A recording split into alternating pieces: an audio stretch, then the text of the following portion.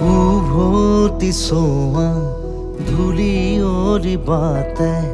ধূলি হৈ হৈ উৰিব জীৱনী উজুতি খোৱা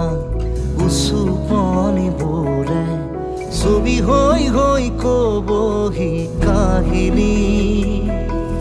সময়ৰে সুতি সুততে সুহুৰি সুৰুঙাৰে সৰকি সুঁৱৰি উভতি চোৱা ধূলি অৰিবাতে